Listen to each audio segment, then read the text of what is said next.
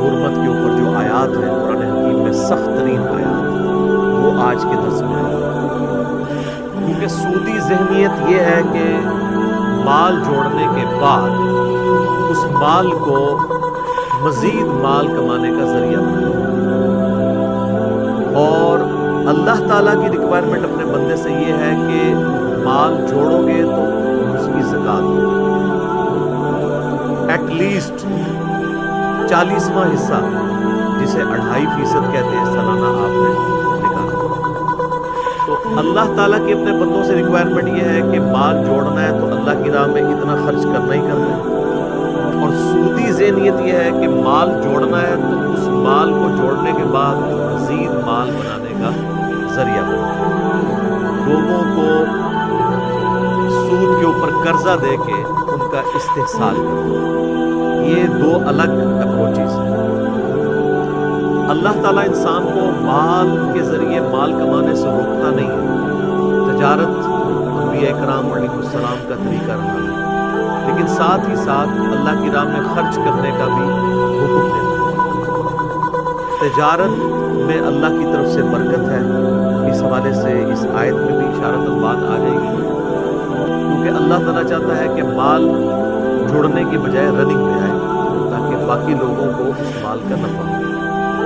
کاروبار میں لگایا جائے گا تو کئی لوگوں کا روزگار کھلے گا، اسی لیے جب آپ مال جوڑتے ہیں تو اس کی آپ زکات دیتے ہیں، اور اگر آپ اس مال کے ذریعے کوئی کاروبار والا معاملہ کریں، جو کاروبار میں ایسٹس استعمال ہو رہے ہوتے ہیں ان پہ کوئی زکات نہیں، صرف اس مال کے ذریعے جو آپ مال کماتے ہیں نا اس کے اوپر آپ کو زکات دینی ہے۔ البتہ جو مال تجارت ہے اس کی زکات تو آپ کو دینی ہے۔ مثلا کسی نے کپڑے کی دکان کھولی ہوئی ہے تو اس میں جو کپڑا ڈالا ہے نا وہ تو اس کا مال ہے، اس کی تو زکات دے گا، دکان کی زکات نہیں دے گا۔ اسی طریقے سے کسی فیکٹری آنر نے کوئی مشینری لگائی ہوئی ہے تو مشینری کی زکات نہیں دے گا، گاڑی استعمال ہوتی ہے اس کی زکات نہیں دے گا، اس کے ذریعے جو کمائی ہو رہی ہے اس کی زکات دے گا، اور وہ بھی اس صورت میں جب وہ مال جو ہے وہ جڑ دے، اگر مال ساتھ ساتھ خرچ کر رہے ہیں پھر کوئی زکات۔ اعوذ باللہ من الشیطان الرجیم، بسم اللہ الرحمن الرحیم۔ الذین ينفقون اموالهم باللیل والنہار، وہ لوگ جو خرچ کرتے ہیں اپنے مال میں سے رات اور دن، سرا وعلانیہ، چھپا کر بھی کرتے ہیں اور اعلانیہ، بعض اوقات جنون ضرورت پڑ جاتی ہے اعلانیہ۔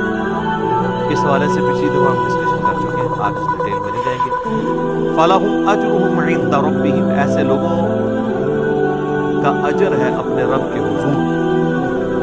وَلَا خَوْفٌ عَلَيْهِمْ وَلَا هُمْ يَحْزَنُونَ، ایسے لوگوں کو قیامت والے دن نہ تو کوئی خوف ہوگا اور نہ کوئی غم۔ اب وہ سخت ترین آیات آ رہی ہیں سود کی حرمت کے حوالے سے، سورۃ البقرہ آیت نمبر 275 سے اور الذین یأکلون الربا، وہ لوگ جو کہ سود کھاتے ہیں، لا یقومون الا کما یقوم الذی یتخبطہ الشیطان، وہ نہیں کھڑے ہوں گے مگر اس حال میں جیسا کہ ایسا شخص کھڑا ہوتا ہے جسے شیطان نے کسی جن نے چھو کے مخبوط الحواس کر دیا ہو، پاگل کر دیا۔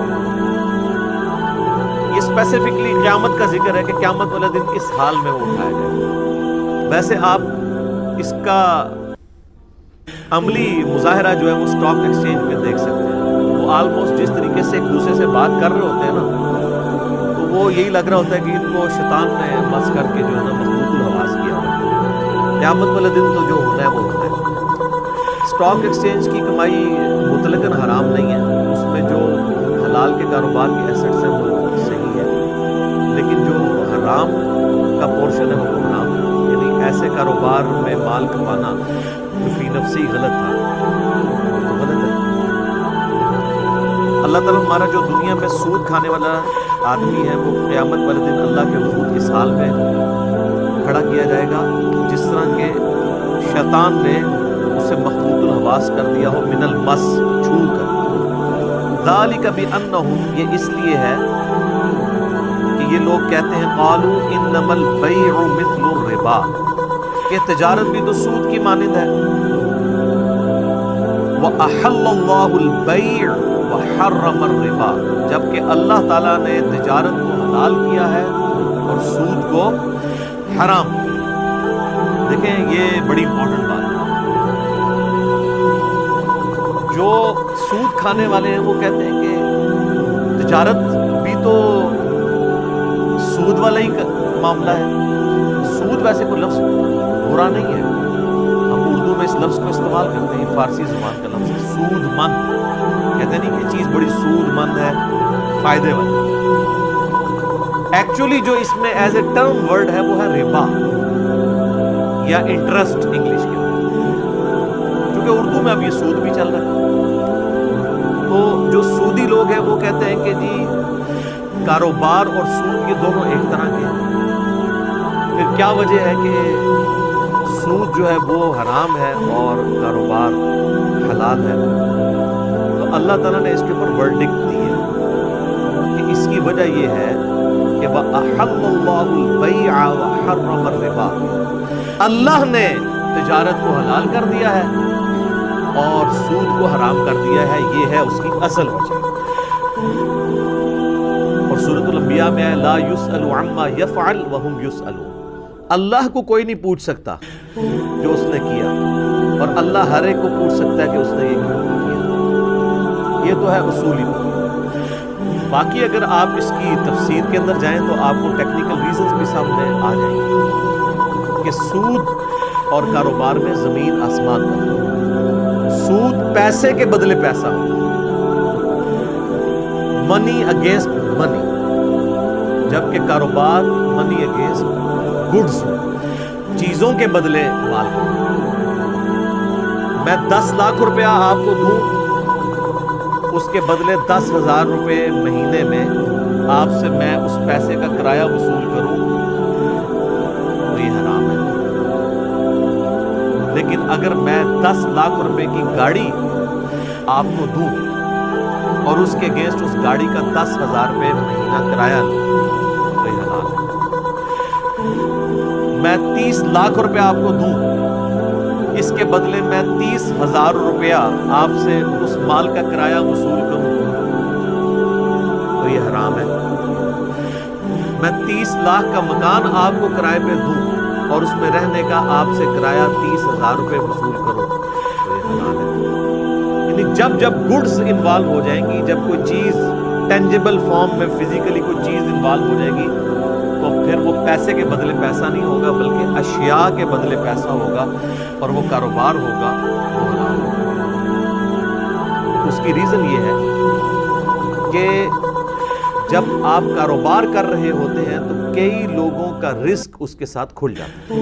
مثلاً کسی نے رینٹ اے کار کا کاروبار شروع کیا، گاڑی اس نے کرائے پہ چھوڑی بھی ہے.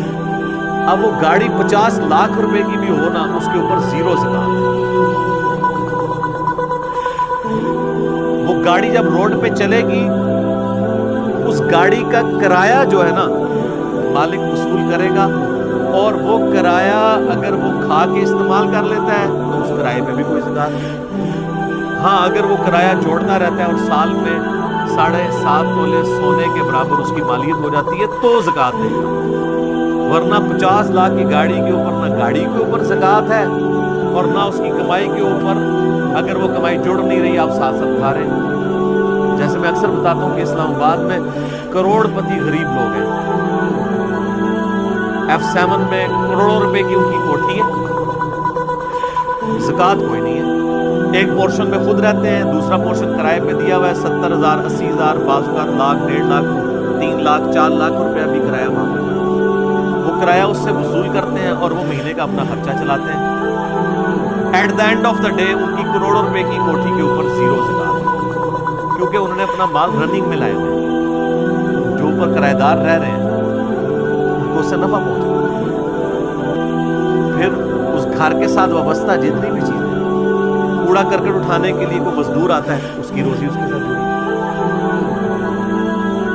پھر وہ بجلی استعمال کر رہے ہیں، اس بجلی کا کرایہ دے رہے ہیں گورنمنٹ کو، وابڈا کے پورے ملازمین کی تنخواہیں اس کے ساتھ جڑی ہوئی ہیں۔ اسلام یہ کہتا ہے کہ پیسہ رننگ میں آئے تو وہ کاروبار ہے، وہ حلال ہے اور اس میں اللہ کی طرف سے برکت ہے، اور پیسے کے بدلے پیسہ کمایا جائے کاروبار میں لگائے بغیر، لوگوں کا آ جائے کہ یہ لو پیسے اور مجھے اس کے بدلے اتنے پیسے، تو یہ ہے سود۔